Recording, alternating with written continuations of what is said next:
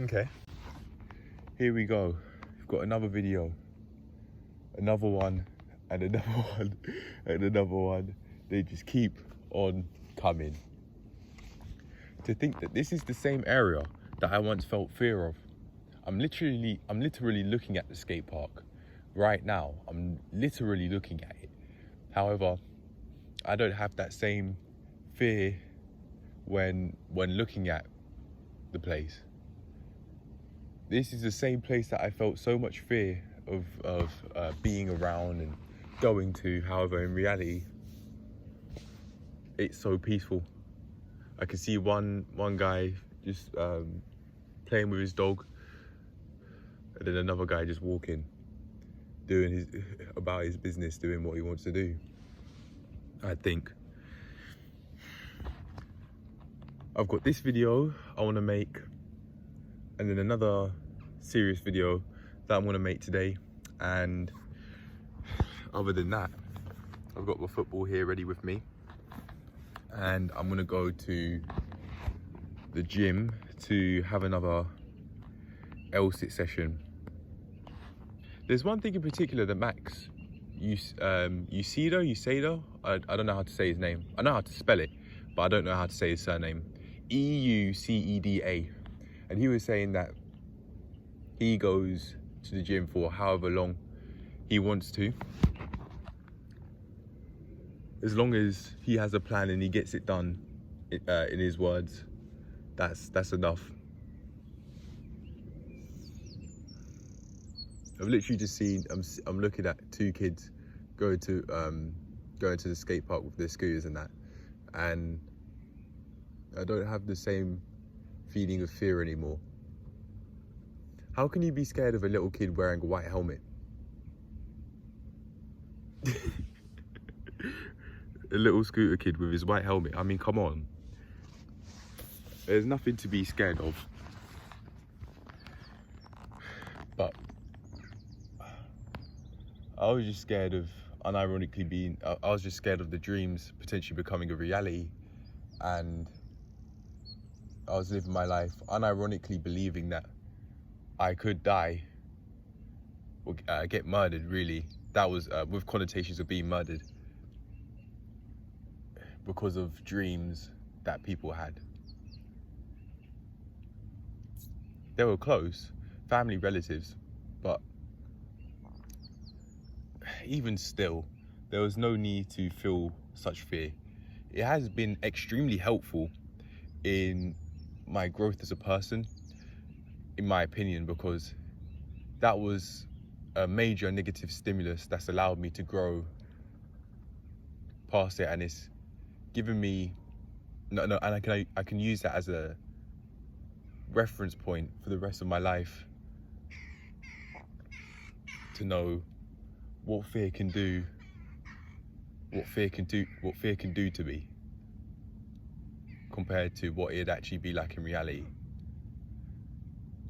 That said though, that's only within reason. For example, say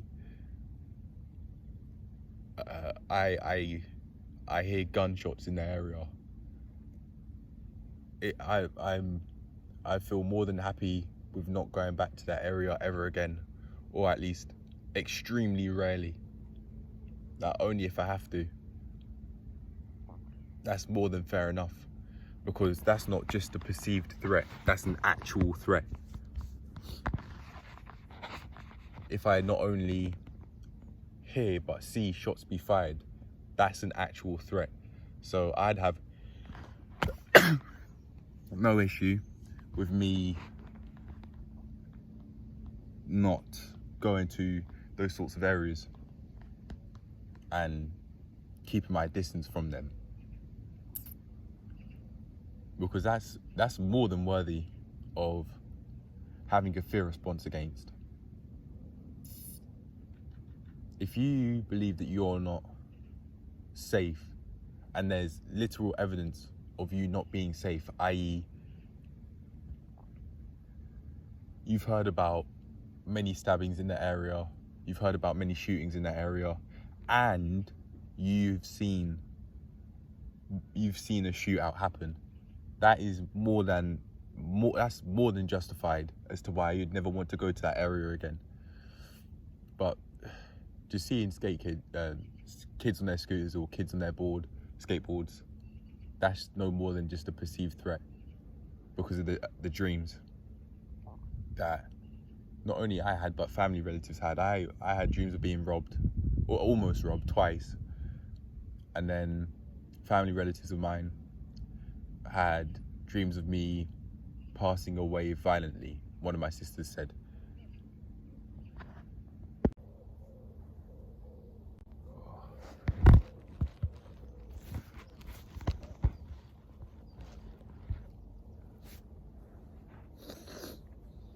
Okay. All right, let's go again. Let's carry on. So I've just spoken a little bit about unrelated topics, necessary to talk about in my opinion,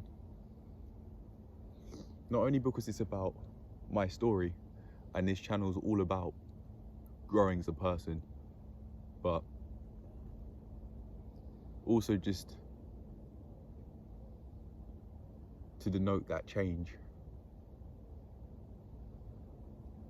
As you carry on growing as a person and you're heading further in a direction that you want, you are going to want to make note of it if you already have made a start in, for example, posting videos on YouTube, or maybe even writing notes down and not posting it on the internet. In my opinion, I think you'd want to make a note of it, not to track progress, but not necessarily to track progress, but to enjoy the progress that you've made, or to at least appreciate it. So that's what I was just doing. So now let's move on with the main topic of this video: how I made my adolescence harder than it had to be. I'll also talk about how I think I could be making my life harder than it has to be right now. This is a video idea that I've had for quite a while. However, I just haven't uploaded it. This was one of the video ideas that I came up with on the flashcard. I uploaded a video of all the serious video ideas that I had on the flashcard onto YouTube. It was just a very short clip of one photo. I think it was played 5 or a few seconds, or like half a minute, so that people could have enough time to be able to read the video before the video would end, and then before it go on autoplay or before it just stop, depending on the settings that people put their YouTube on, or put their YouTube app on. So I've been thinking about how I made it harder than it had to be, but now as I've just been recording this video, I've now been thinking, how did my adolescence actually go? What was going on during my adolescence, all the way back to when I was 13?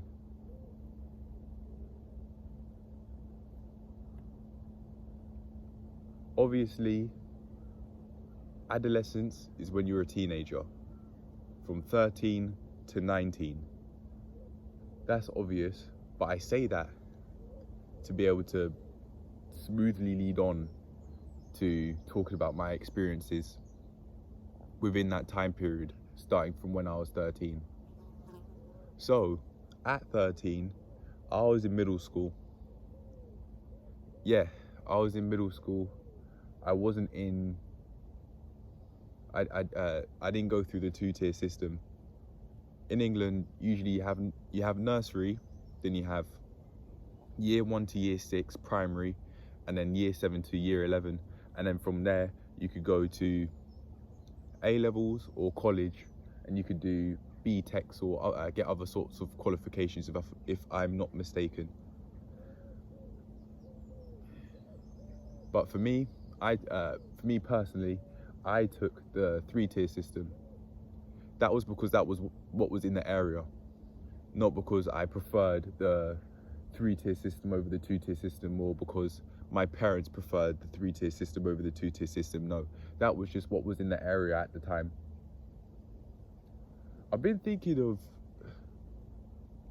releasing more information about myself, but I think I'll do that when after a very long time, for maybe a few years, and then I'll make I've been thinking about it for maybe a month or two now. I'd make like one thumbnail of where I'm from, and then one thumbnail of where I was raised, and then this would be for plank journey videos, and I'd make workouts within the area. I'd do calisthenics workouts, for instance, like handstand push-ups and all of that. I'd do that in those sorts of areas, and then I'd just go all around, really. I'd go all around and learn more about this world. Go to many more different areas, that's for sure. All throughout the UK and also throughout the world. I know that I had quite the sheltered childhood. I didn't really go out much. I didn't really leave the area much, and if we were leaving the area, it could have been for funerals, for example, or just something that I didn't really want to be there for. My parents just taken me because they have to, basically, because I wasn't old enough to be able to be trusted to just be in the house by myself.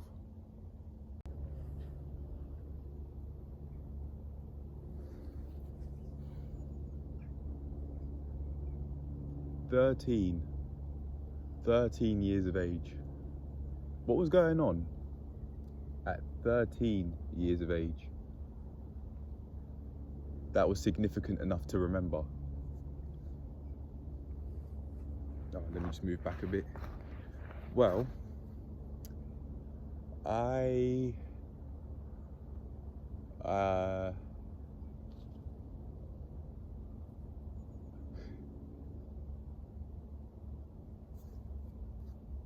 was in a little child relationship at the time, a very young teenage relationship, a girlfriend at the time. I don't really know if you can call her that at such a young age. I don't know. We were both 13, by the way, so it's not weird. But even still, I'm not sure if you can call that a relationship, because we were so young. I mean, in middle school, other than that thing here and there, and giving a girl a hug from behind at that age, another girl after breaking up with that person that I was in a relationship with, that was basically my dating experiences at that time, really.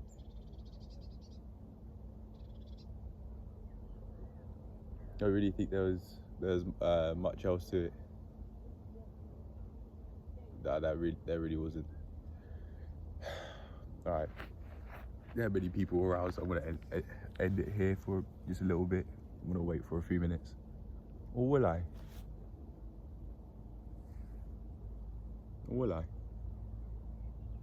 Nah, never mind.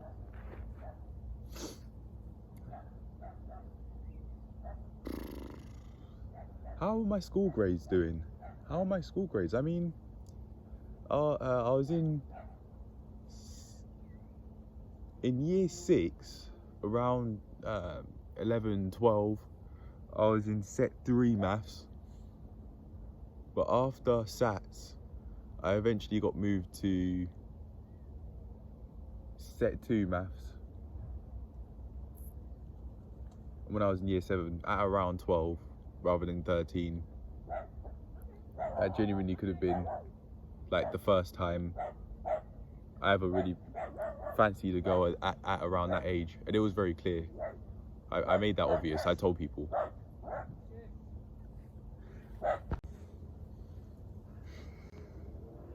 I was telling everyone.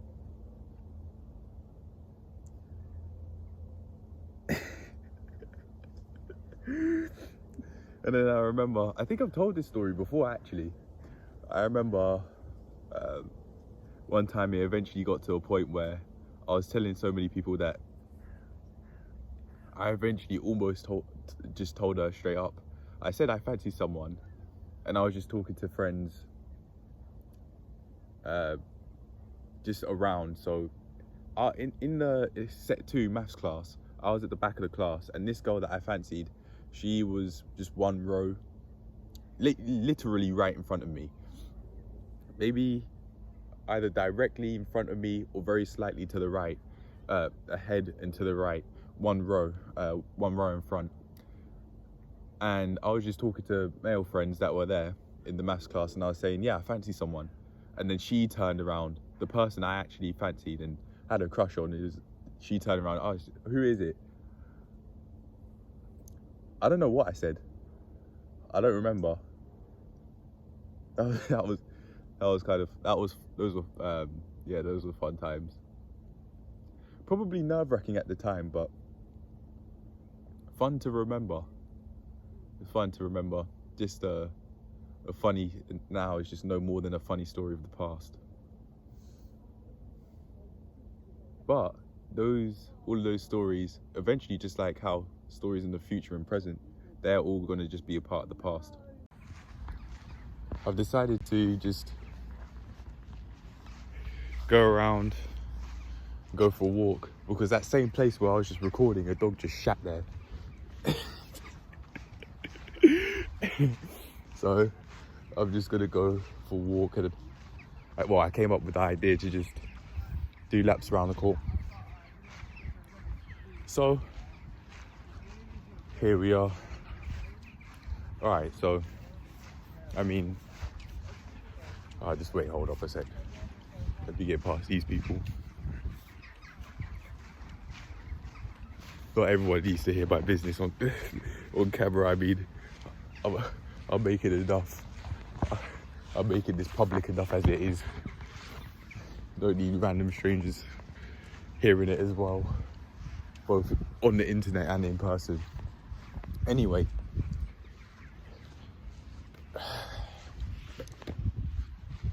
yeah, that was probably the first time I ever really fancied someone, at around 12. My mum told me that when I was very, very, very young, during nursery times in fact, that I was apparently in a relationship, and I was trying to protect my girlfriend at the time, at age 4. Just during nursery times, around that time.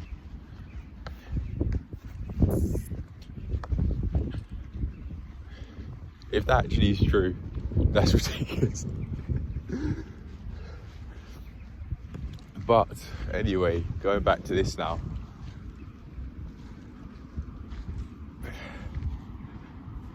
That happened at 12, and then eventually at 13,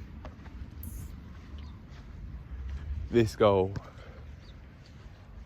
wanted to get in a relationship with me, and we were texting on Instagram and that.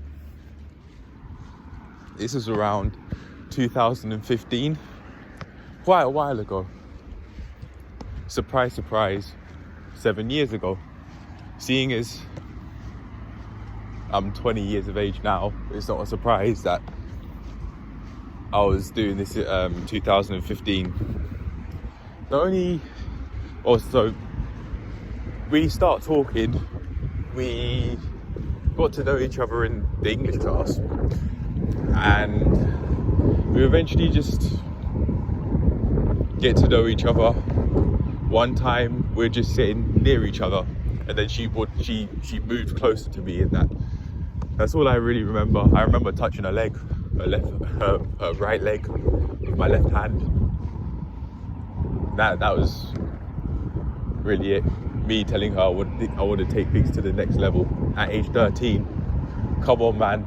At age 13, calm yourself down. Calm yourself down. When I was saying that, I didn't really have an idea as to how I wanted things to go. I don't know. It certainly wouldn't have been fucking. It certainly would not have been having sex at age 13, that's for sure. I mean, the furthest I went with that girl was that, and kissing her on the cheek one time. Imagine, at age 20 with this face, I've never kissed a girl on the lips, and I certainly am not going to without an STD test. This is my reality. This is the reality I've created for myself by not just going around dating. I've been conditioned to believe in sex after marriage, not before. But for me, I'm having sex before marriage. I'm not even sure if I want to get married. I don't really know what I want as the the very end point of my dating history when I pass away. Do I want to have many kids? In the past, I decided that if I really believe that there's a legacy that I want to pass on through my children, and only through my children, then I thought, if that's the case, then all right, cool, I'll do it. But other than that, I'm not going to. I don't know about that anymore, but I do know one thing. I don't need a marriage contract to have children. And like Expressions Oozing said, I don't need to have a marriage contract to know that I'm in a relationship with someone. I don't know if I'd get married in the end. I really don't know. I don't know. But with that being said, I think it would be a double-barreled name. And I'm not sure if I'd want that. I haven't really thought of why I wouldn't want that. I don't know, man. To make final decisions as to how I'm going to go about the endpoint at this age, I think that's too much for me to handle. Too much for me to expect, or too much to expect of myself at this age. So I'm not going to do it. But I do know one thing. In terms of body count, I'm a virgin right now, but in terms of body count, I'd go, the end point for me would be double digits, but low double digits. Enough for me to have experience, know what I like and know what girls like, or women in this case rather, because I don't plan to fuck girls. I just do it just so that I'm not having sex with everything that's female and that walks and that's legal, but also so I know what I like, and also so I know what I'm looking for in a woman.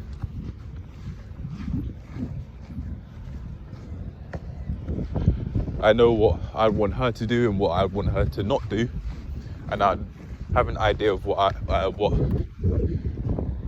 she'd like me to do and what she'd like me to not do, and what I am and I'm not willing to accept, along with what she is and isn't willing to accept. What are the odds? I just see the couple that I walked past earlier when saying that, when turning my head right. That's how I'd want dating to go, very vaguely. But I don't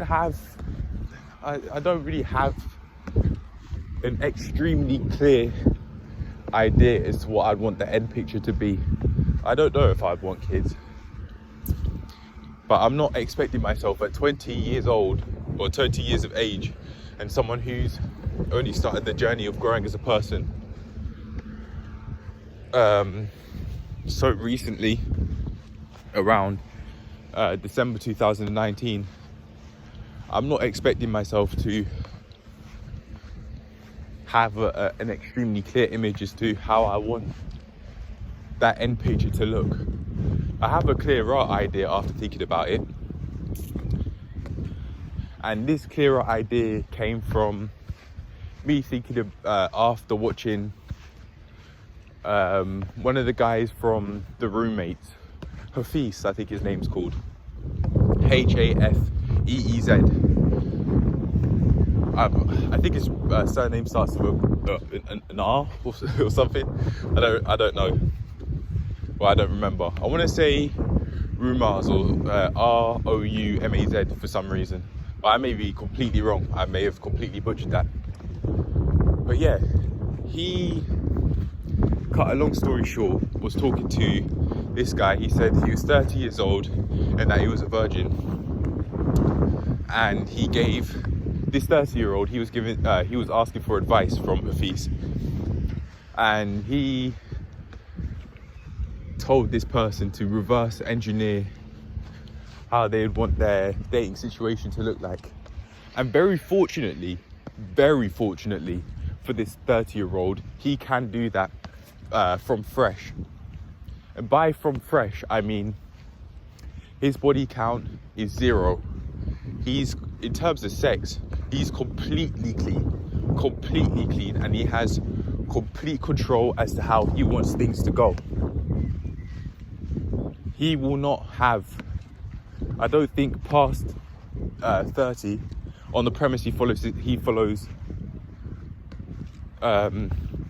Hafiz's advice, or even better, he makes decisions on his own terms, or maybe a bit of both.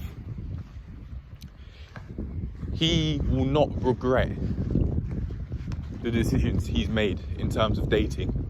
Past 30, he would have not only had a clean slate, but he would have also had, I'd like to imagine, the maturity to be able to figure out not only what he wants, but for things to exactly go how he would like, or at least to predominantly go how he'd like.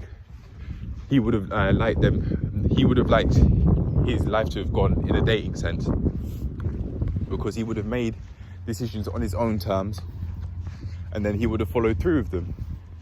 Of course, not everything is going to go that guy's way, just like how within dating, not everything is going to go my way exactly how I would have thought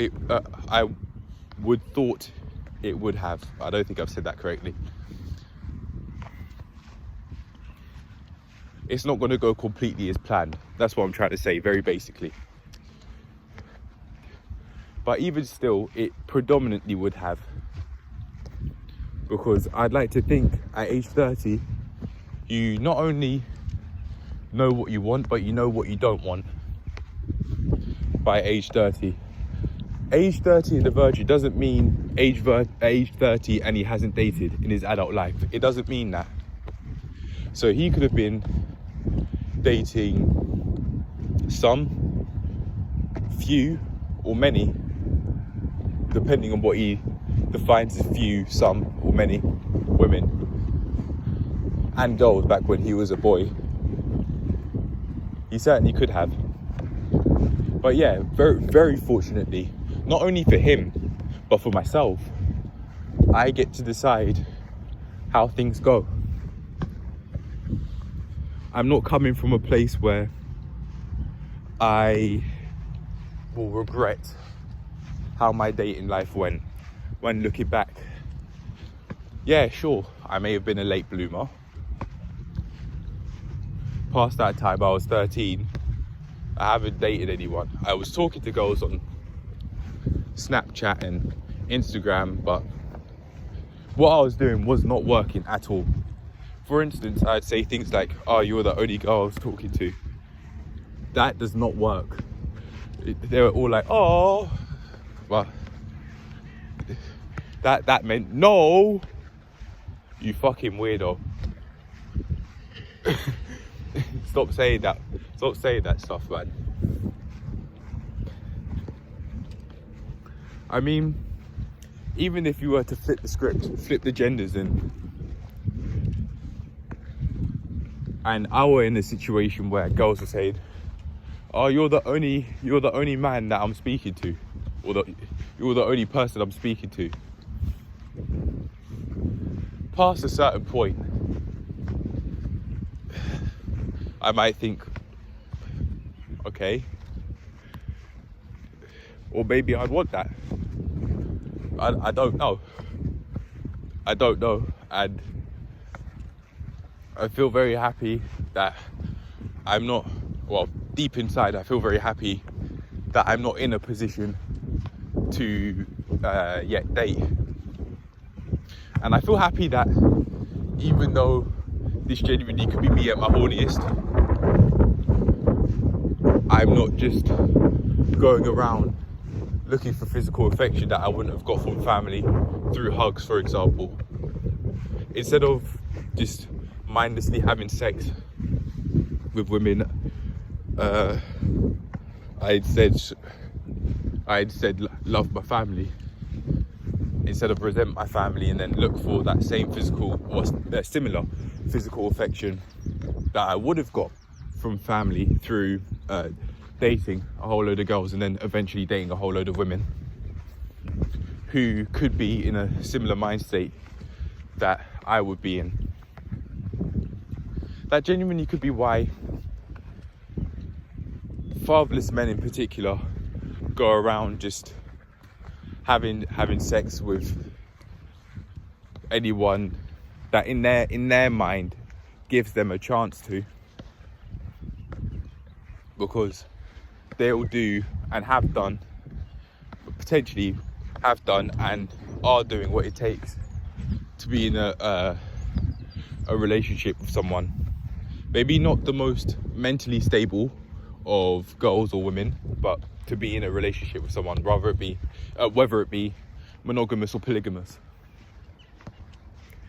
Potentially because they're missing that affection that they would have from their dad, or a similar affection that they would have got from their dad, which would have potentially, well, which could have been much healthier than just going out and having sex mindlessly with girls and eventually women that aren't necessarily in the most healthy of mind states. Women that could be living their lives in fear, girls and women that could be living their lives in fear, and or very generally, I'll just start saying females from now on. Females that like to manipulate people because of their own insecurities or whatever other reason or reasons that they have for doing that.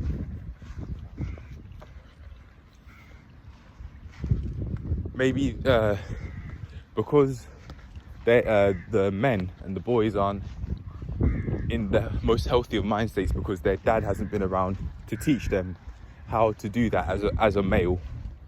They just go around looking for basic affection through mindlessly fucking and not knowing why they're doing that.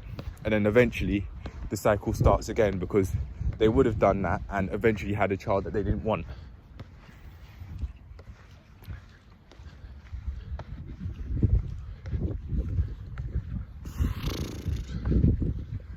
I think I would have to make a whole load of timestamps so that if there's anyone out there that just wants to get straight to the point rather than hear extra topics, they know where to go.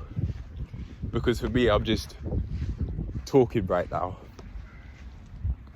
But yeah, as for my dating situation, I feel very happy. As I was saying, going back to what I was saying, I feel very happy that I know what I want right now, even though I may not necessarily know what I want long term. I may have just contradicted myself, but I know what I'd want right this instant, and that's to socialize. I'm not looking to have sex with a whole load of females or anything like that. If I feel comfortable with doing that, if I feel comfortable with having sex with some females, then that's fine, but it won't be many. especially in this stage.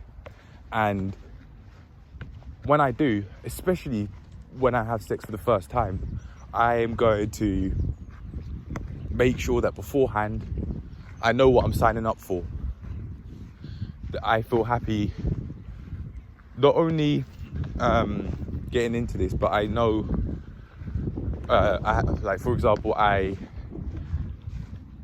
know sexual health clinics that I could go to. I've done my research about sexual health. I know how to put a condom on. Basically, I have an idea of what to do. I really don't want to watch porn to learn. I don't want to watch porn to learn how to put a condom on. So I watch that thing and then I get erect. I don't want to. But how else am I really going to learn without watching? How else am I going to learn how to put a condom on without doing something that's sexually stimulating? I could. What I could do is I could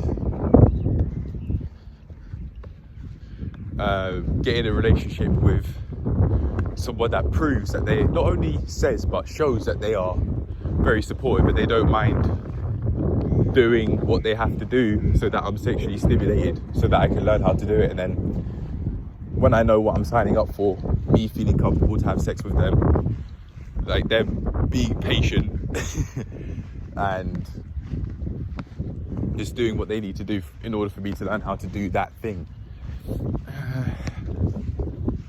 I think that would probably be, that's a very sensible idea in my opinion. That's a very sensible idea. Or if not, if I don't do that, then I go behind the scenes and basically do it by myself. Watch something that's sexually stimulating or see something that's sexually stimulating, and then from there, read like how to put a condom on and that. I'll read tutorials on how to do it, or maybe even watch videos. I didn't get the sex talk from my parents, so this is what I've got, and I don't want to have the sex talk with my parents because, in my opinion, I see a more effective option or a more efficient way of going about things. And for me, that way I see is doing my own research on sexual health, and also just going around, not fucking, but socializing, going around speaking to not only guys but females too. And then from there, if girls want show that they want to date me, then depending on their character, I'll take things from there. Just like how Love Dorsey says, what I'd do is I'd make us go different. I wouldn't force her, that's not what I mean by make us, but I'd take us, there you go, I'd take us to different environments to have a much more developed understanding of this female or females' characters, so I feel more comfortable going into a relationship if that's what I want to do, because I'd have a more clear understanding of what I'm signing up for.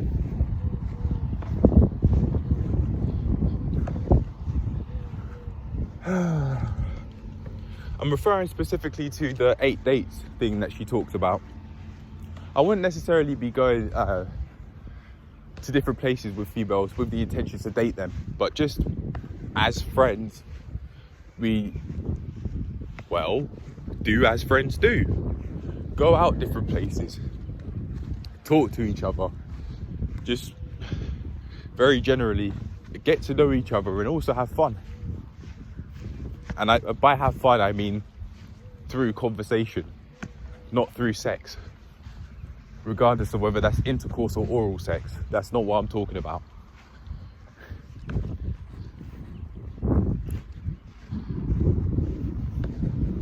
Yeah, I think what I'm really looking for right now is just friends. I'm looking for, in my head I've thought of lifetime friends.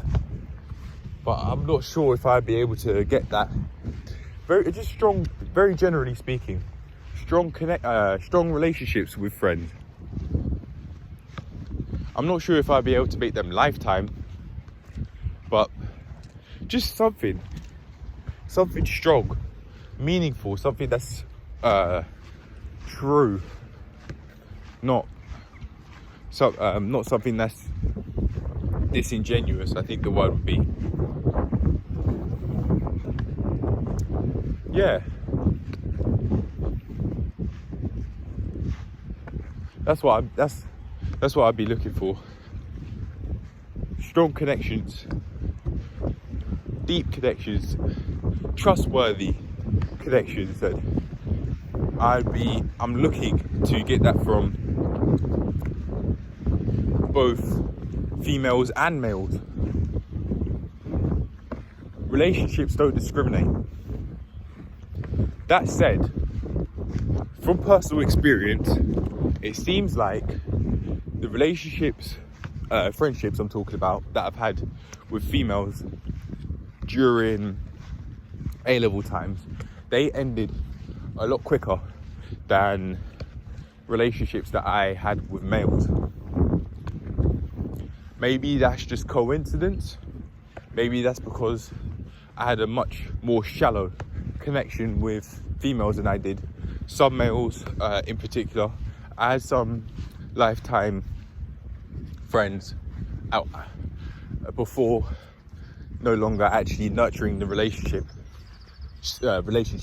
I should say, and they lasted much longer than the ones that I had with females. I think I was just speaking to those females because they were there, especially one group of females in particular, in which I was basically the only male friend within that circle, even though some male friends would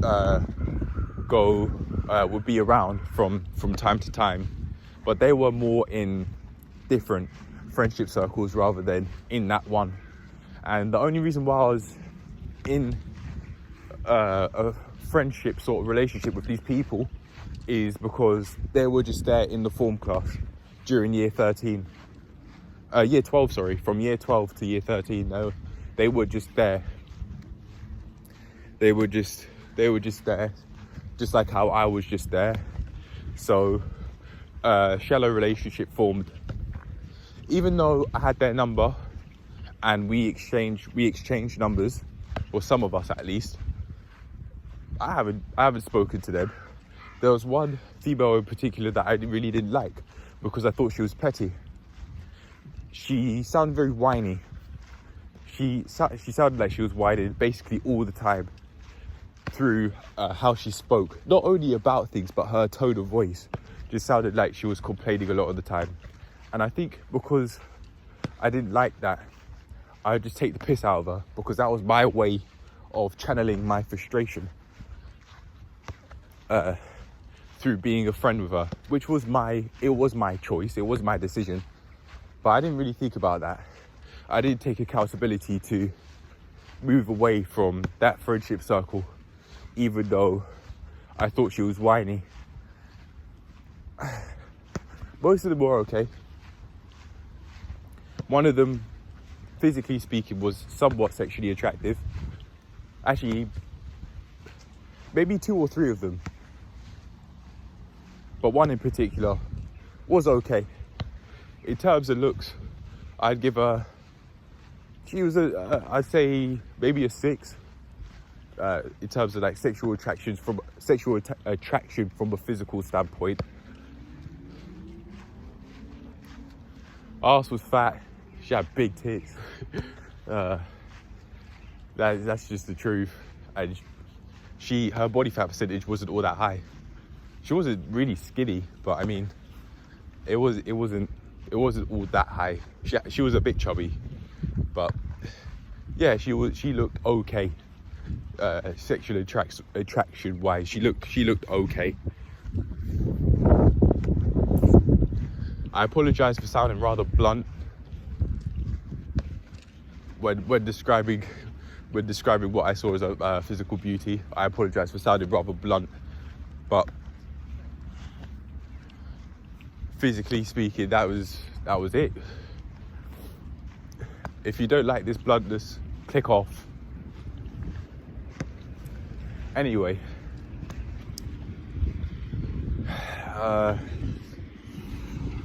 yeah, let's get back into the video. I've just been basically like half an hour just talking about dating more than the actual main topic of the video. I know how I got to this point. I'm not confused. But what I am saying is I've been here, I've been talking about this for longer than I would have liked. So I think it's time to move on. On that note, I'm going to actually end this clip here so that I can have more of a... So I have a timestamp where it's just very concentrated and I'm talking about my adolescence and how that went. I must say, it was a very sensible idea to put my phone on low power mode, as I've been just here talking and talking and talking. But without this happening, there's no way I'm going to be able to have an ideal future. There's a lot to say. There's a lot that must be spoken about in order for me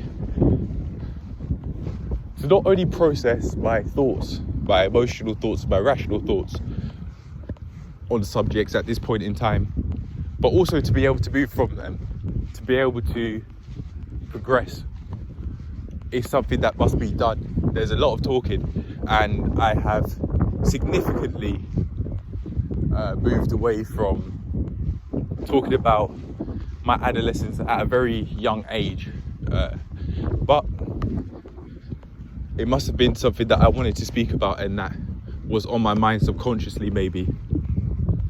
Otherwise, I wouldn't have spoken about it for so long. However, let's get back into my adolescence at a very, very, very young age, starting from 19, in order for me to help focus my thoughts. I want to stop walking around with the football. I think that's probably what it was. The dog shat basically right behind me, a couple of meters or so, maybe like 2 meters behind me, and then I just started walking past that point. But to be honest though, there's probably dog shit everywhere, because this is a park that many dogs, that people bring their dogs. Many people bring their dogs. There are many places people do this, so I don't actually mind revealing that information, because that's still very anonymous, because there are many places on planet Earth where many people take their dogs for a walk, so I don't actually mind revealing that information. But anyway, we're nearby. I would have just take a seat, and then from here I will talk about my adolescence from a very young age. That's what I want to do. Alright, let's set up the camera. I know I'm not editing this out. If you don't like it, click off.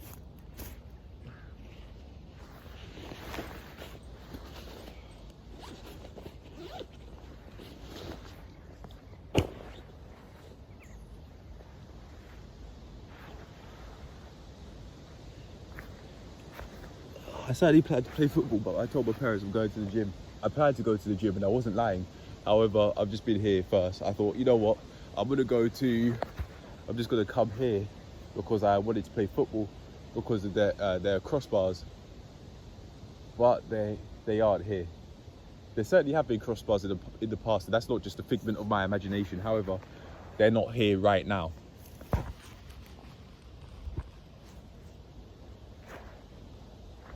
Okay.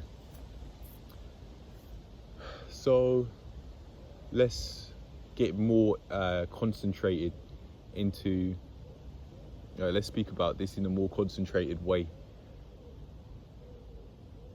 At 13, I already spoke about, very early on in the video, I spoke about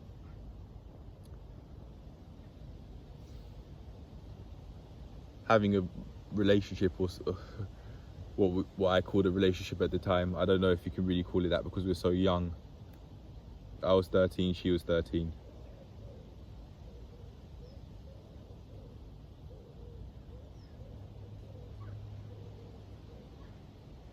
And in terms of where it could go, where relationships, how far relationships could go now, that didn't go far. Could I say it was a really loving relationship? I mean, the girl gave me sweets and I did not give her a present. She gave me chocolates. The way how I would not accept that nowadays. If anything, I'd probably take that as an insult. Come on, man. I'm done destroying my health. Give me a smoothie. If you want to give me a present or something, make it a fresh smoothie. A bag of mixed veg or something. Maybe not frozen mixed veg outside, but not chocolates, man. Not chocolates, come on. I have no interest in destroying my health, so I'm not gonna have chocolates. Certainly have done in the recent past. However, it certainly can be very challenging to not eat in an unhealthy way when there's so many precursors to do so.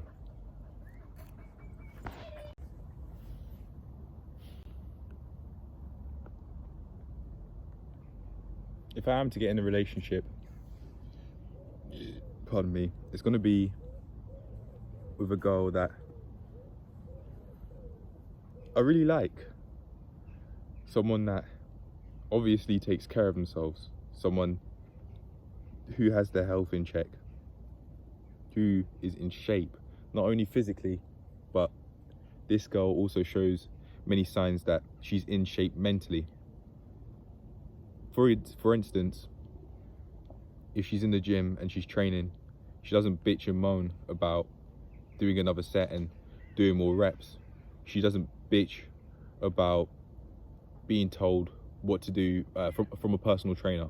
A personal trainer, by that I mean, if a personal trainer is telling her to do something, she's all in and she actually does it.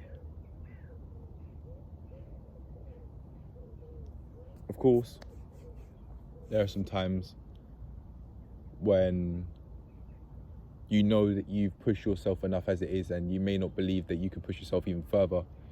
But there are some girls in the gym that I've seen that have barely put an effort in and they're saying that they can't do the exercise that the personal trainer is telling them to do. That is a turn off. Ideally, you don't bitch and moan at all, regardless of how hard the personal trainer is pushing you, unless you think you're going to throw up or something. Then that's more than justified, because then you're overexerting yourself. So if it's like, for example, you literally feel like you're on the verge of injury, say something. If you feel like you're going to vomit, say something. That I don't have an issue with, not at all. If you're telling your personal trainer that you're overexerting yourself, and I see you say this, I have no problem with that. On the premise, it actually looks like that you've really put a shift in. Then yeah, I personally do not have a problem with that at all. However, if you've only done like a few reps and then the personal trainer is telling you to do another exercise, for instance, an exercise you've already done in the past that involves coordination and balance, but you're saying you can't do it, bitch, please.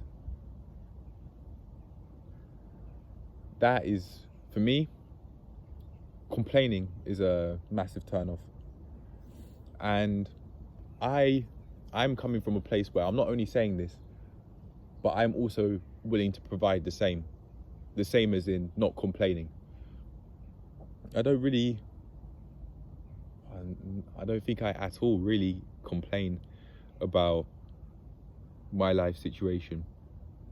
I certainly have said that my life situation is not ideal. However, in saying that, I'm actually doing something about it. I'm not just saying that and then doing nothing about it, and then I just keep on complaining. Sure, it may not be the best it can be right now or right this instant, but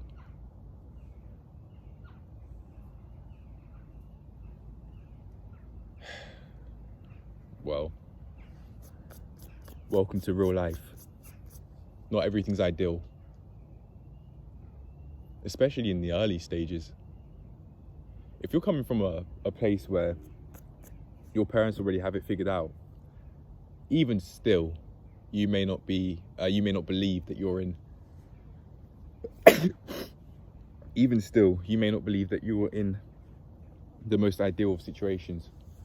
One way I believe that I'm not in the most ideal of situations is not having a place in which I'm the only tenant. I want a spacious 2-bedroom apartment. That's what I've been thinking of having. That's what I'd like to have. Having money come in and paying my own bills, every kind, rent, utilities, memberships. For instance, chess membership, gym membership. I bought an online chess membership that you can get. I thought I've been overcharged because they're saying it was a certain price, and I've been charged something that was slightly more expensive. And I was just telling myself that I couldn't let it slide, and I haven't. I've actually spoken to someone about it, so I know that I've at least done something on my end. In saying that though, that has nothing to do with the video, and I have to focus the mind and get back to actually talking about the main topic of the video. I can understand why I do this, why I switch from topic to topic. I haven't recently been teaching the mind how to focus directly. I've just been, for the past few days now, I've been, including today, I've been working on building self-trust, not necessarily focus. However, sooner or later, I'm going to have to. In order for my life to carry on progressing, I am going to have to teach myself how to stay focused, not only in what I do off camera, but what I do in the plank journey and all of these serious videos. I'm eventually going to have to teach myself how to focus the mind, because this is just very clear proof that would certainly help me, because I've been wanting to talk about my adolescence and how I've made it harder than it had to be. Oh no, how I've made it harder than it could have been. How I made it harder than it had to be, that's fine. Yeah, that's the main topic that I wanted to speak about, but I've spoken about so many different things. Things that do matter to me in my life, they all have. However, not all of them, in fact, most of them are unrelated to this video. So teaching the mind how to focus would help. And I can do that right now.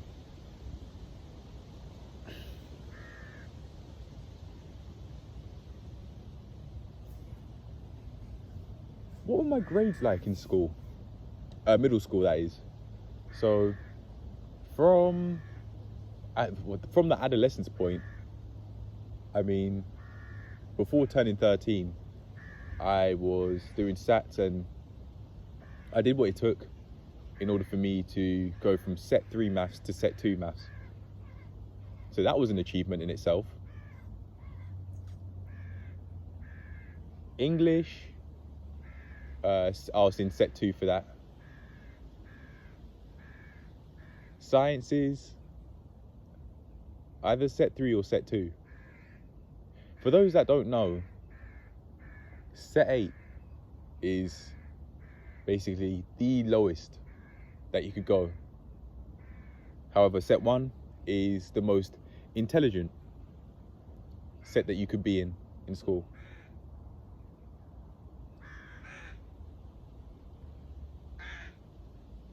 However, as little kids, you're not told that your intelligence and your worth as a person, not only to yourself, but to society, is not defined by school grades.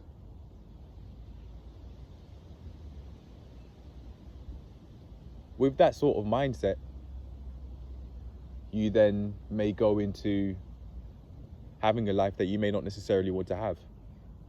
For example, if you want to have your own business, thinking that your worth, from a very early age, believing that your worth is defined by school grades, is going to make you go in a place that you don't want to go. School's not going to teach you that. However, some people are fortunate enough to have experienced intense and strong short-term pain, mentally speaking, understanding that this is the truth. However, that painful stage that they go through, in my opinion, is one of the things that allows them to actually create a long term allows them to create a more ideal life. Very unfortunately, some people not only don't understand that, but never find out. So they end up being an employee rather than being an employer. Being an employee is okay, but I'm specifically referring about the people that want to run their own business, that want that sort of lifestyle. However, they aren't doing what it takes to get there. If you in the past have believed that you've not only tried running your own business, but you think that it's just too much stress for you and you're not willing to put in any more time into making that a reality for you. For example, you've been doing it for like 5 years and you've just really had enough, and you can, in your opinion, you can very clearly see that what you're doing is not working, then fair enough. But for me, I know that I'd rather build something of my own.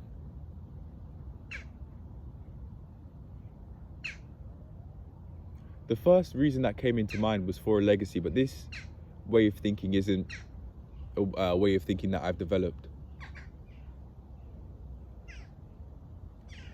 In my mind right now, the main reason why I'd want to run my own businesses and have multiple streams of income,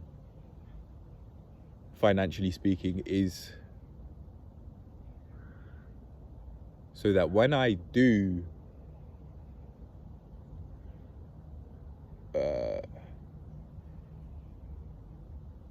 get on my final legs and I'm on my way out, I know that I've lived how I truthfully want to live, and although I may not have had the most fortunate of starts,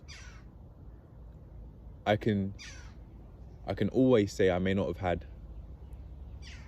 the most ideal of upbringings, in my opinion.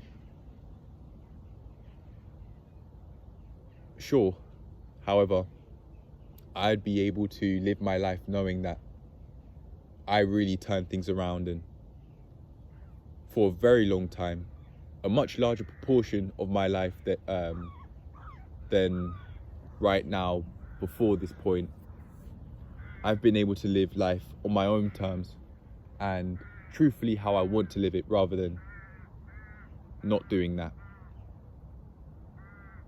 I'll be able to look and reminisce on my life and understand that I was the one that did what it took for that to be a reality.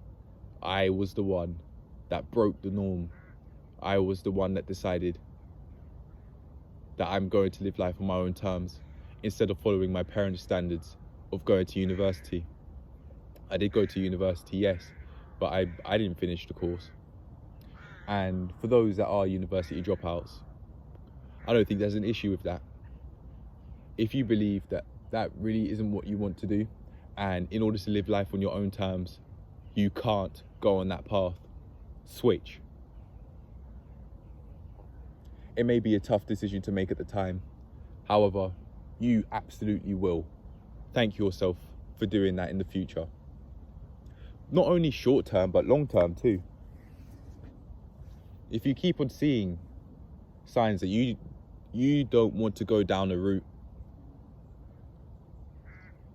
for instance, because your parents have told you to go down the route, for me that was university, and you see that you believe that there are many more downsides to this way of life than there are benefits for you, then do what you need to do. That's what I did, and now I'm in a position where, sure, my life may not be what I'd consider completely ideal. However, I'm getting closer to that every single day, even though it may not seem like it, and even though in my opinion, I believe I slip up for many days. There are eventually going to be days where I transition and have many more days in which I'm not, in my opinion, slipping up at the time, rather than when I am.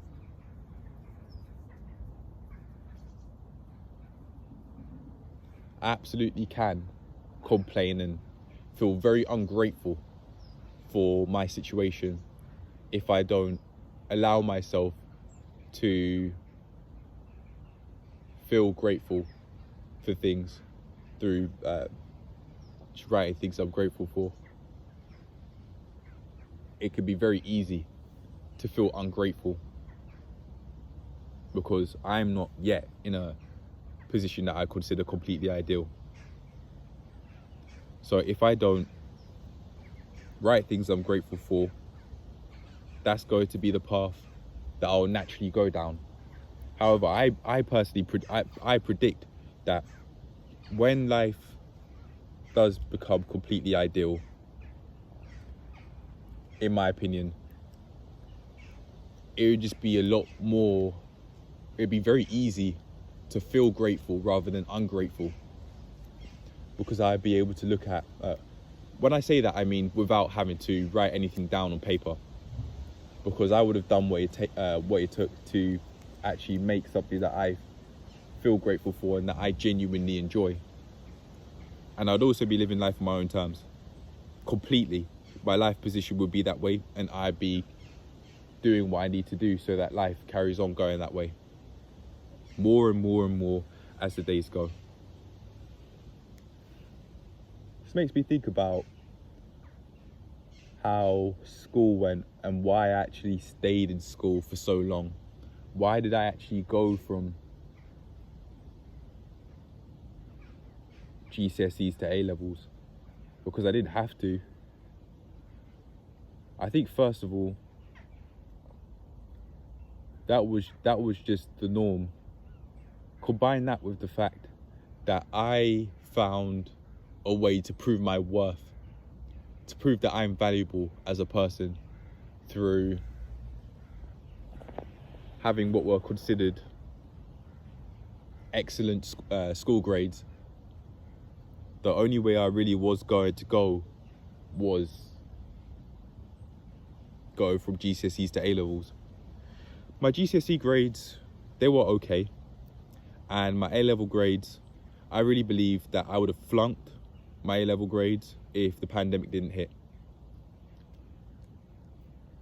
My GCSEs, I got, I'll go from best to worst, best to worst.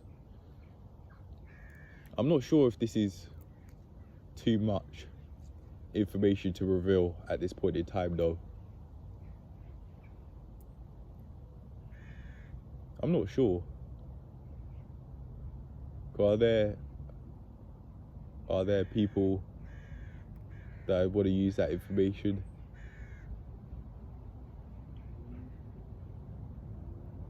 I haven't really thought about how people could use that information. How weirdos could use that information. I don't know. I'll say for now, I'll just keep it very general, and then over time, as I feel more comfortable with releasing such information, then I'll get into more detail. But for now, I'll just keep it very general. My grades during GCSEs were all the way from A-star equivalent, grade 8 to E. All the way down. They were basically all over the place. A lot more around A to C, but it was just all over. Seriously, it was just all over the place. A levels, I got 3 C's and an A. I did biology, chemistry, maths. I got 3 C's, and then I got an A in EPQ. I did that about elephant endangerment. I was gonna do like one about space for some reason, about physics, but I don't know why I stopped doing it. I don't know. But I've already released my grades, my A-level grades. I've already said that, so yeah. I may as well just say it again because we're talking about school here.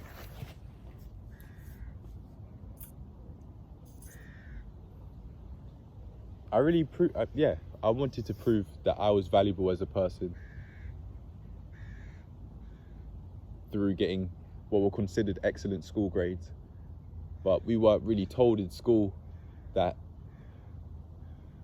school grades don't define you. You can literally skip GCSEs and still create something absolutely amazing of yourself. Something more amazing than what someone with stellar, quote unquote, stellar grades could. For instance, say someone got straight A's, right? This person long term could actually could do worse than someone that didn't get any GCSEs. For instance, if there's an artist I'm thinking of in particular, if this person completely just flunked their GCSEs because they're in a time of hardship, they're selling drugs and that, but they want to make something of themselves through music and they don't want to live that life anymore, and they get traction worldwide, that person is going to do a lot better long term than the person that got stellar grades. School grades don't define you. But I don't think we're really taught that at school.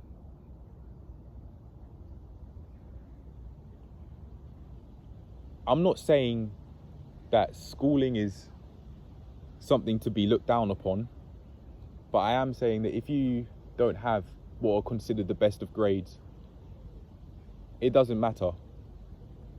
As long as people value what you provide, what you can provide, then that's fine. Money will come in, and you can bet your ass money will come in.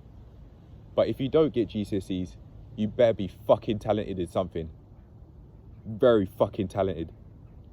For instance, you could do the music thing. Or maybe you could go into something a lot more entrepreneur based. You could get into comedy. Not everything that is considered valuable requires qualifications. But again, I don't think school really teaches that. You are to be taught a curriculum and that's it. You get taught the school curriculum and go. That is what matters to schools, really. The most that I got out of schools in terms of things that really matter, in my opinion, and from my memory, is a green A5 slip about mental health.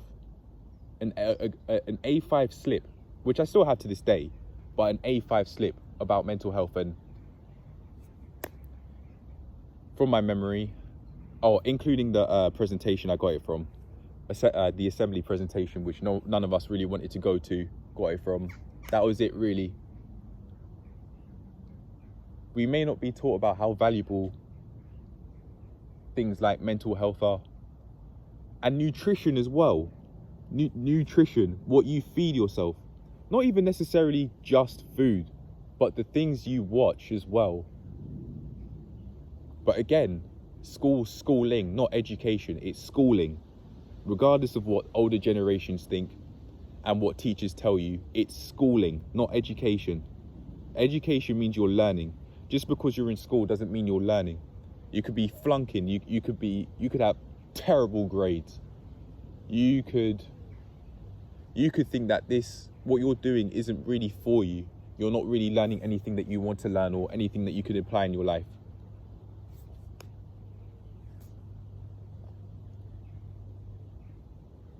But some people, especially the older generation, don't get taught that schooling isn't necessarily education.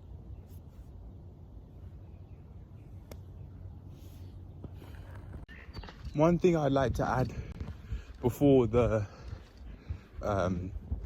video starts, this is going to be on both the filtered and a lot less filtered version. This is going to play before the main filtered version clip plays, and then this will also come before that main part, in the a lot less unfiltered version. And this thing that I wanted to say, even though my battery percentage is very low, is that some people, going back to the grades thing, in the a lot less filtered version, some people are in school, they're way too focused on getting qualified through, quote unquote, qualified through their school grades, rather than having an A-star in real life. They would rather have an A-star in only school. You certainly can have both. However, as school quote unquote students, the word students would imply that we're learning, but that just is not the case necessarily. That isn't necessarily the case. It's something that I'd like to add. Please, just most of the things that you're going to learn in school, they're not going to mean much. They're not going to mean much, and you're not going to be able to apply them much. And I'd just like to say, please invest in parenting courses, your health, as in exercising, injury prevention. Please invest in these things. Personal training sessions, parenting courses. Please invest in these things. Pay for these things, because you're going to value what you pay for. These things, your health, your physical and your mental health, the people that you have behind you that are checking upon your health, your personal trainer, your GP, therapist, physiotherapist, all of these people behind you are helping you maintain your health and therefore live the best life that you could possibly live, compared to only getting A stars in school. The health stuff, that's going to help a lot more. Investing in knowledge that you can actually apply in your life is going to help a lot more than sine squared theta or cos squared theta. Trust me. Before we go to this next clip, as I thought we were going to go to for both of the videos, one thing I've got to say is, if there are some things that you really think that you could improve on and that your parents aren't doing to a standard you like, please talk to qualified people. For instance, your health, please speak to a personal trainer, a qualified personal trainer. Maybe you might not have access to a dietitian, but just do what it takes. Find these people, find these qualified people. Please, eventually, sooner or later, find these qualified people to help you out. Personal trainers for your physical health, and maybe also your nutrition. Dietitians would help as well, for specifically for nutrition.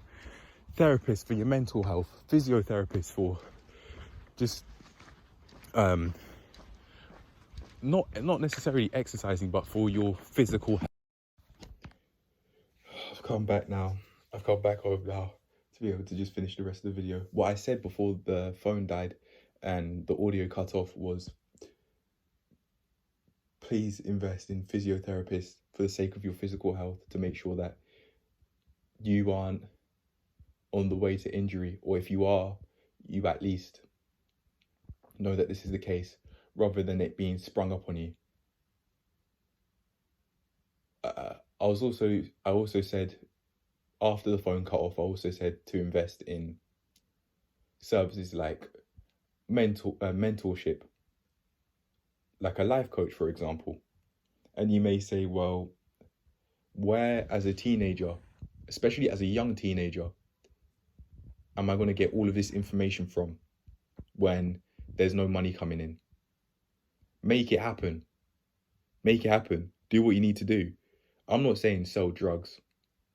I'm not in any way condoning illegal activity to be able to have enough money to be able to invest in these services that I've spoken about. I'm not by any means condoning that. And what you do in order for money to come in is none of my business. This is only advice I'm giving for myself. And if you want to take it, you can.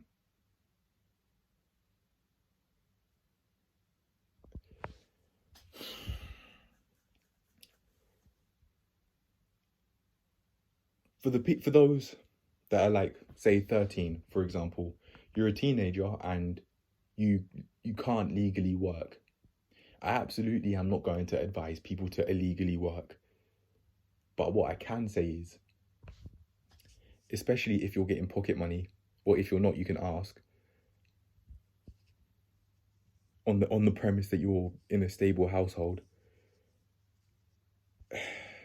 If your parents tell you that you can't have parent money, then what I'd say is use what you do have.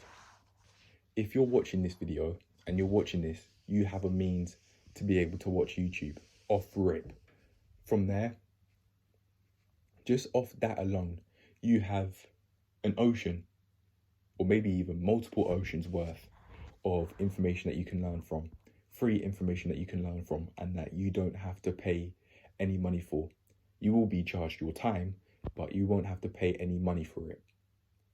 So for those that literally can't work, and for those that also believe that they can't work because of what their parents have told them, that's where I'd start. Say, for example, you're 18 and your parents are telling you that you can't work, even though you can, as far as I'm aware anyway. Please invest your time in watching self-improvement videos. They will eventually rub off on you.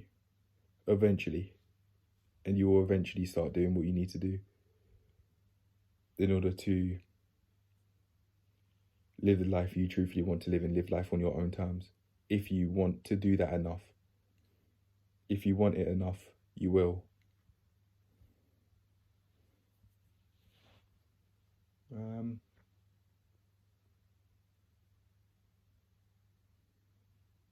As for the money thing,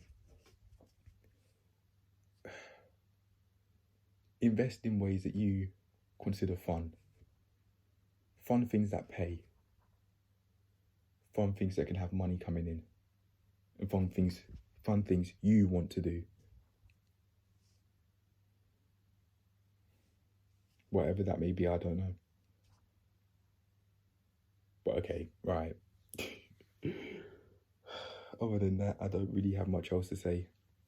Just make it happen, man. If you're in a place where you can legally work, make it happen. Just make it happen.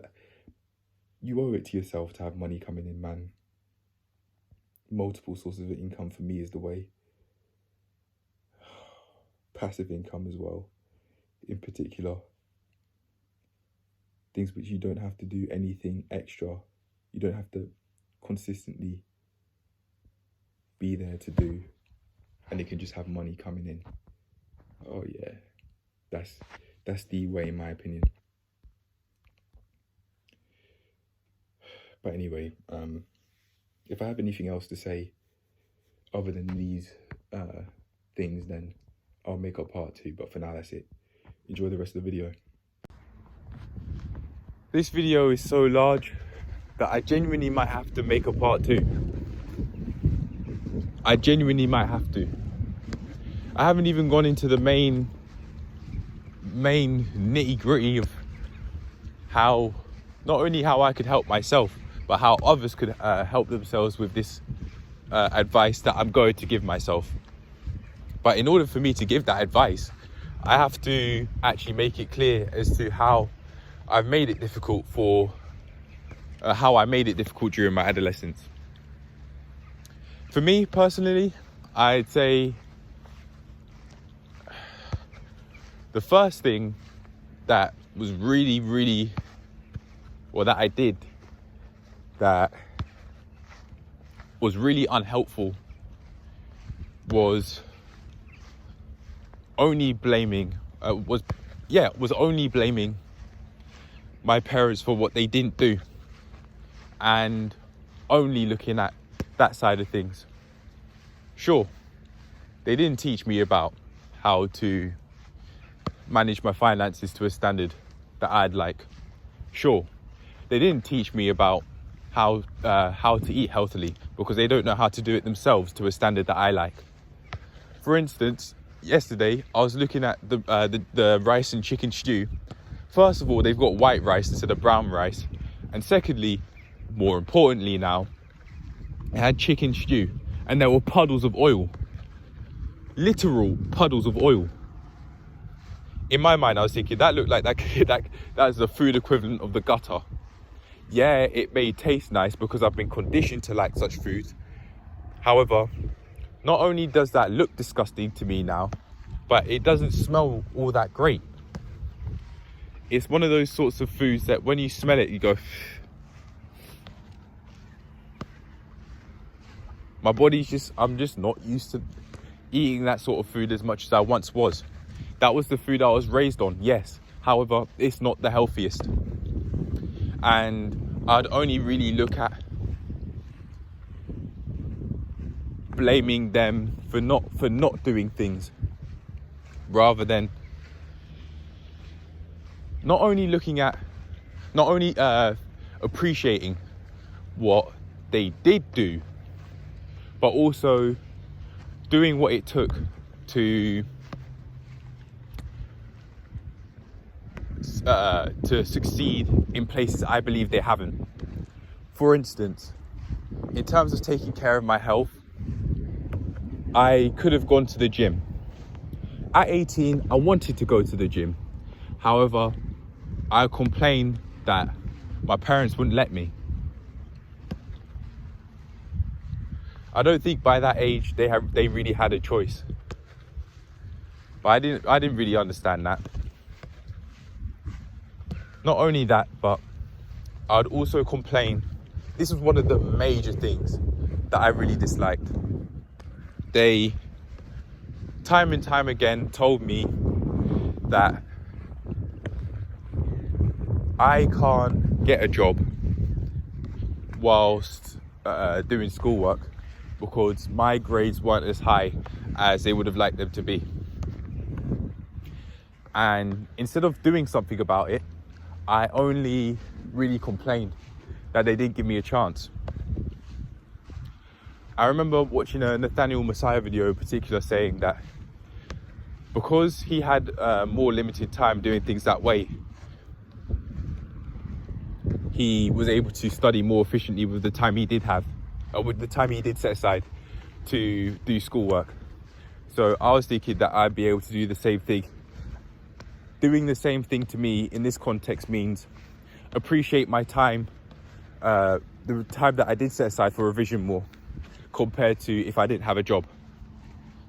And I think I just felt really upset and frustrated that I didn't get a yes, that they didn't tell me, you know what, let's try it out and let's see where things go. As you get older though, you will have more of a say as to how things plan out. And past a certain age, even though we may not necessarily be told this, past a certain age, we do have to really take responsibility. There may not necessarily be quite a long enough transitioning phase where you not only believe this, where you're not only starting to believe this, but you're putting that belief into action. I genuinely could have believed that I was just basically just left out to dry. Like I wasn't told this really. Maybe I believed that. But I remember one of my sisters in particular telling me that this is the case. I don't know how she worded it, and the memory is very blurry. But yeah, sure, there may be many things that you would have liked, that we would have liked, or I should say, I can't speak for you guys, that I would have liked my parents to have done. Sure. However, I made my adolescence harder than it had to be by one way I made my adolescence harder than it had to be was by only thinking that was the case instead of actually doing something about it. Another way that I made my adolescence harder than it had to be was lack of consistency. I didn't use any outlets to be able to channel my frustration that was healthy. And sure, I may not have been taught that either. I may have not been taught how to do that either. My parents didn't teach me how to do that either. How to not only work through emotions, but how to constructively channel frustration, anger, violent thoughts, dark thoughts. They didn't teach me how to channel those things. However, at the same time, one way potentially that I made my adolescence harder than it had to be was not saying anything. During some serious conversations that were being had, I stopped trying. I stopped saying anything because I believed that I wasn't being listened to. And now this is another way that I seriously screwed up, and it made it much harder than it had to be.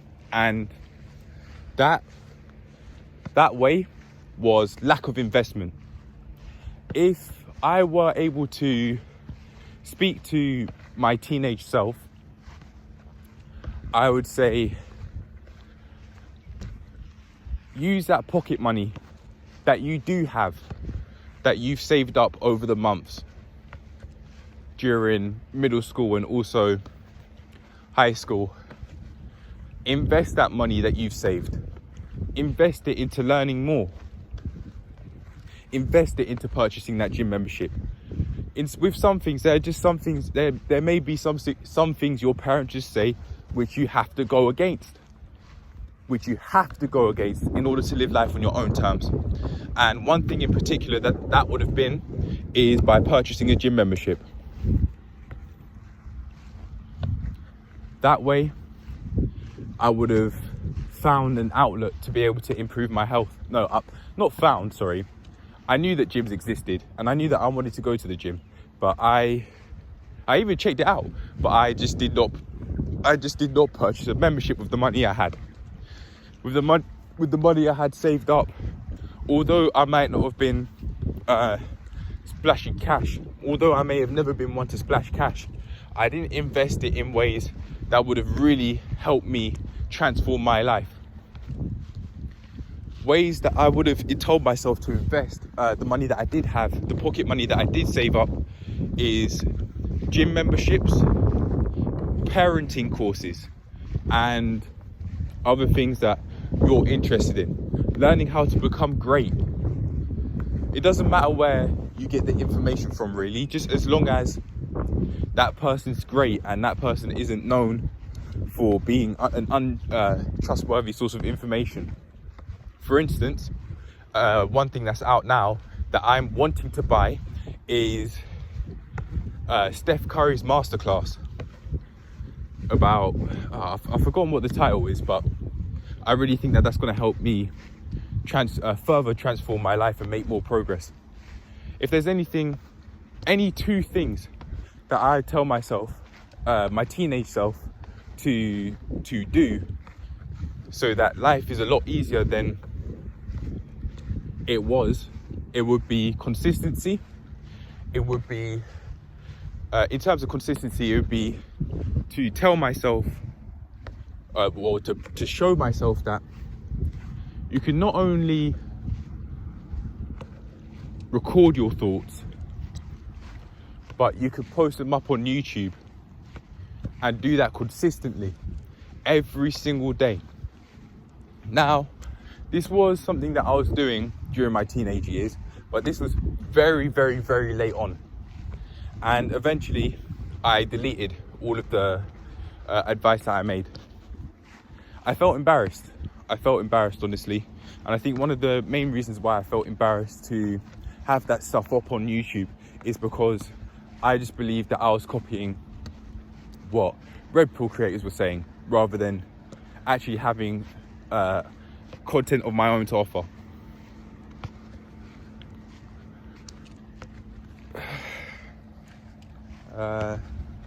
If there are any two things, to keep it extremely brief, it would be those. Publicly release your thoughts. Every single day. Have something to show for every single day. Every day without fail. And you'll see that your life will drastically improve as the months go on. Not only that, but please invest in yourself. And I don't mean through clothes. I don't mean through baggy Nike tracksuit bottoms and a baggy Nike black hoodie, because that's what you've seen on all those grind videos. No, I don't mean through clothes. Not eventually yes, because I want to have first-hand clothes instead of hand-me-downs. So eventually, yes, invest in new clothes, but not the first thing. The first thing is changing the mind. From there, your reality will change because of the actions that you've taken. Your reality will change because of what you've done. So you've got to change the mind in order to change your situation. You may have a lot of unlearning to do. If you've come from a childhood where you could see that your parents are a lot more focused on getting by than living their lives to the fullest. Not everyone's out here making 50 grand a year plus. Not everyone is out here doing what it takes to really live their lives to the fullest and teach their kids how to live their lives to the fullest as well. Sure, I could also say my parents didn't teach me critical thinking skills, and my parents went about serious conversations in a way that I didn't like. And even to this day, there are some ways in which they speak to me that I dislike. I don't like them giving me unsolicited advice. I don't like them trying to help with things that I may believe they know nothing about.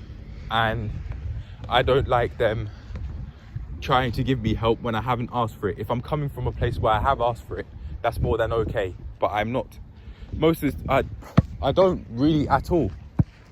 I don't ask for help. I don't ask for help from my parents. I just work through my things. I just work through what I want to work through myself. I don't really do it. I don't really ask them for help because I don't want to. For example, they are the ones, if anything, they are the ones asking me for help about how to improve their health through improving what they eat. My dad is the one doing that, not me asking him, through following a different life that they didn't teach me. And so be it. But it was up to me to do what it takes to be able to release my thoughts and work through them.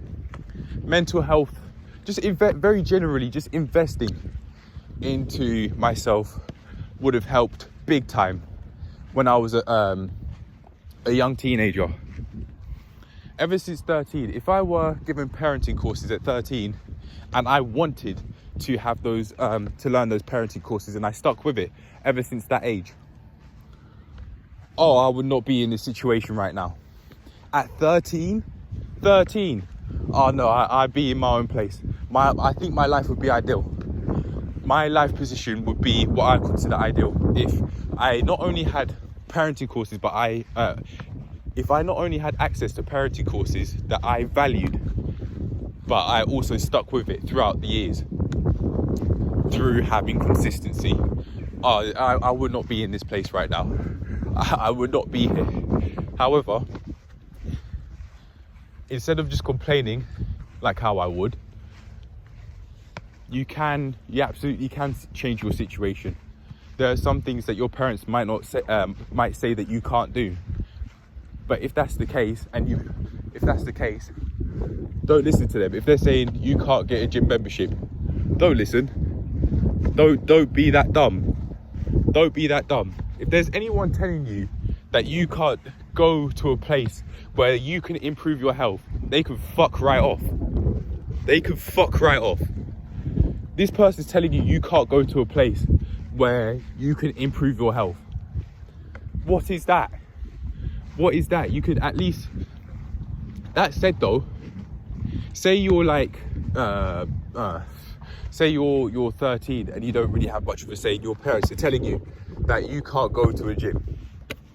Okay, fine. They can't stop you from doing exercise inside though.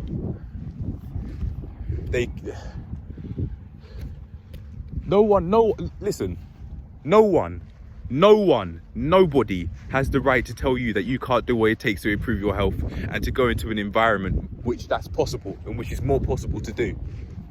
No one. If you're 18 and your parents are telling you you can't go to the gym, don't listen to them. Don't be that dumb. Do not be that dumb. Don't be that stupid.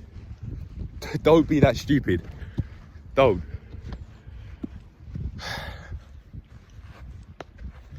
Seriously, do not be that dumb.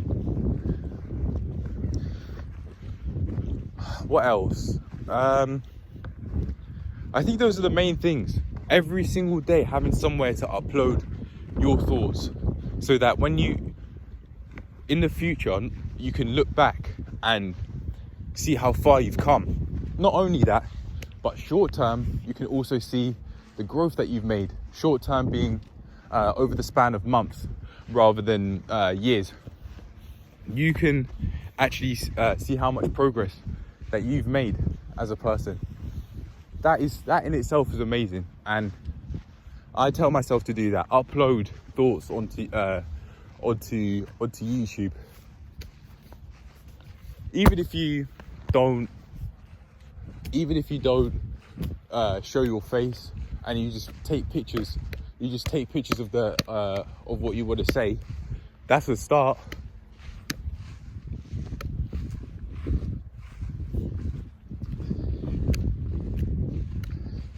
That'd be amazing. That'd be amazing if people did that. Oh, that's what I tell myself, honestly.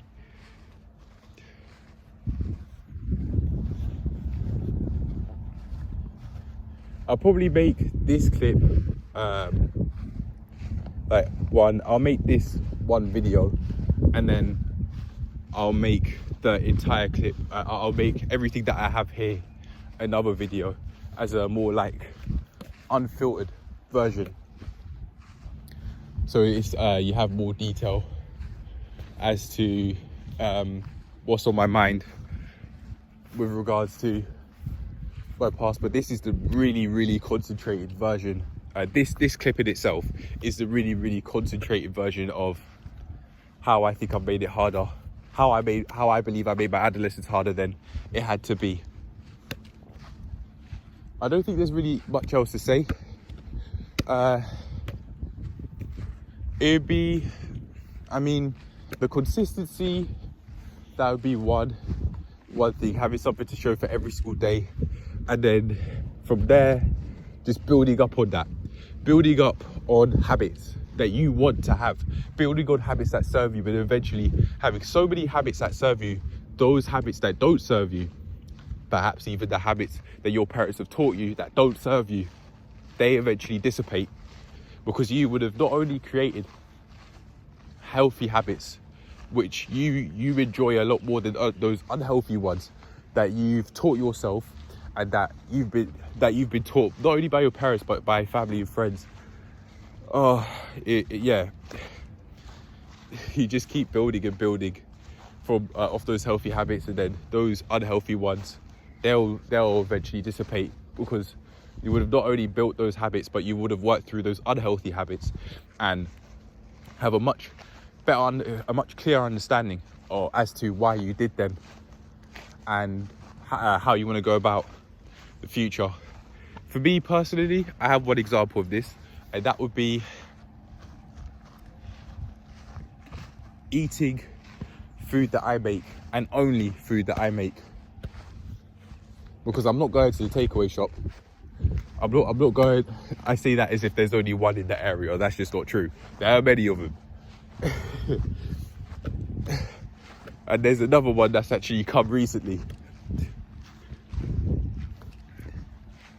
Yeah, I tell myself to learn a lot. That's how I made my adolescence a lot harder than it had to be. Not learning what I could actually use and apply in my life, because I was way too busy being distracted, not only by being in a toxic environment, but just by being in school as well. Being in school didn't help. Being in school with people that were just basically hollow vessels of just what their parents told them to do did not help. That didn't help. I'm not against being in school, but you have to understand that a lot of what school teaches you, you're not going to be able to apply in your life. The only things that you'd really be able to apply in your life is English, a basic understanding of maths, addition, subtraction, multiplication and division. Sciences, you don't need to know. Geography, you don't need to know. History, you don't really need to know. All of these subjects, you don't really need to know about in order to get by. And you're not going to be able to apply most of them in your real life. Not only do you not need them to get by, but you don't need them to live your life to the fullest either.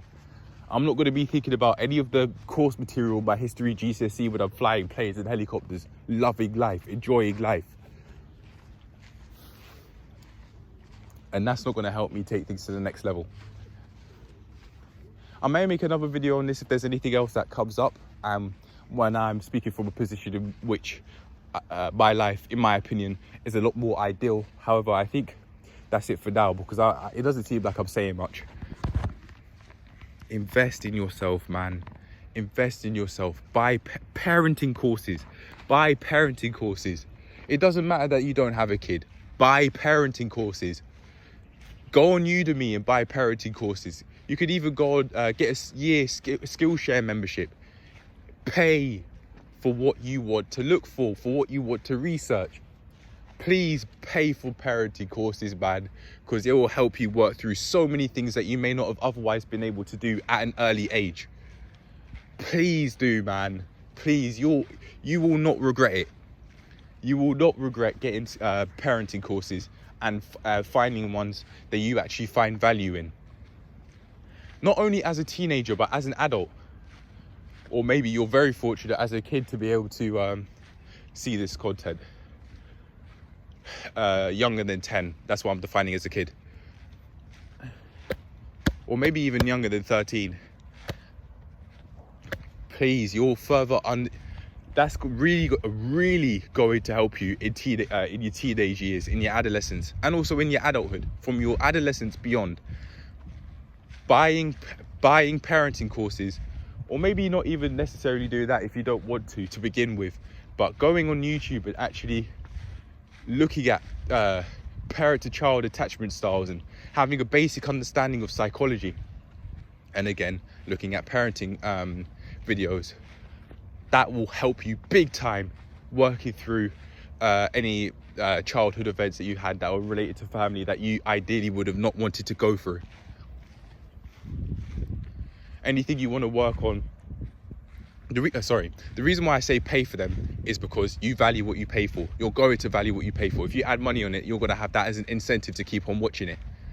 But anyway, just investing, health, training, physical exercise, food, what you feed yourself, what you feed your mind, what you read or don't read, what you watch or don't watch. All of these things, they matter, man. They matter. If you're listening to people talking about, I'm going to shoot you and shank you, you are not going to be in the most healthy of mind states, regardless of what you believe at the time. That eventually, after years, will affect you. I've been there, done that. Trust me, I know. Regardless of what you may think now, if you believe that listening to, for example, drill music, and they're talking about backing out shanks, you don't think that that's going to affect you, and it's not a big deal. It is a big deal. It is a big deal. Eventually, after years, sure, if you're listening to it doesn't necessarily mean that you're going to become a gangster. No, but it certainly will have an effect on your mental health eventually. Maybe it may take years, and you may not notice it. But trust me, listening to it has insidious effects, very insidious effects on you, or will do at least. I've not listening to that sort of stuff and paying more attention to what you watch. For example, instead of listening to that sort of music, listen to something else that isn't as aggressive, that doesn't have kicks. For instance, salsa music. If you notice that salsa music doesn't have kicks, no, if you listen to that compared to drill music, salsa music doesn't have kicks in it, and you'll notice that it's a lot less aggressive than drill music is. And I mean actual salsa music, not remixes. Anyway, feeding your mind with self-improvement content will also be that will help big time. Sure, the self-improvement content may not be the most healthy to begin with. Red pill content may not be the most healthy of things to watch long term. However, it's a starting place, and that starting place is going to help you be able to just keep on moving in the direction that you eventually will love to see, which you will love to look at and just enjoy, really. It will. However, I think that's it. Working through mental health is going to help big time as well. Watching like Therapy in a Nutshell, for example, watching her sort of content really helped me. You don't have to watch her channel, of course, but it really did help with me understanding how to work through fear and understanding that it's a very sensible idea to process my emotions towards things. Knowing how to manage your emotional thoughts and your rational thoughts to something is going to help you, regardless of whether your parents told you this or not. Therapy in a Nutshell was a place I went to, and I'd absolutely, without a doubt and without hesitation, recommend that channel to anyone.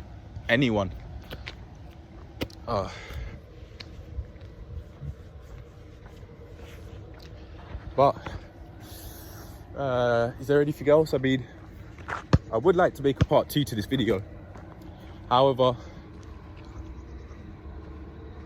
that will come from a position where my life is, in my opinion, a lot more ideal than what it is now. But for now, I think this really is it. Regardless of whether you consider yourself to be someone that's young or whether you consider yourself to be someone that's old, I really hope that you enjoy, that you value this, and that you learn something valuable from this. But I also hope that you enjoyed the video, and yeah, just let me know what you think about what I've said, and if you have any other opinions on the matter, let me know of them. Having another perspective on things may help, regardless of whether I think it's stupid at the time. It may help. But anyway, yeah, I'll see you lot later. Have some natural things as well, some natural sources of stimulation, i.e. for me, sports. Just do what you enjoy, learn how to work through emotional thoughts and rational thoughts. Another one would be just, again, being in touch with nature is also going to help. Being in touch with nature is really going to help you. As children, we're taught to not, to go away from nature. Like, I've literally seen one woman tug at her kid as if she was a dog. But just sometimes, just laying down in nature and just allow yourself to chill out, that's gonna be absolutely amazing breeding grounds for you to process your emotional thoughts and rational thoughts. It really is, trust me. From personal experience, I can tell you that that is the case. I might have more to say later on, but I think, yeah, this really is it. Bye, you lot. And enjoy yourselves. Have fun, man. Have fun. Have fun with what you're doing and enjoy the progress you're making. But for now, bye.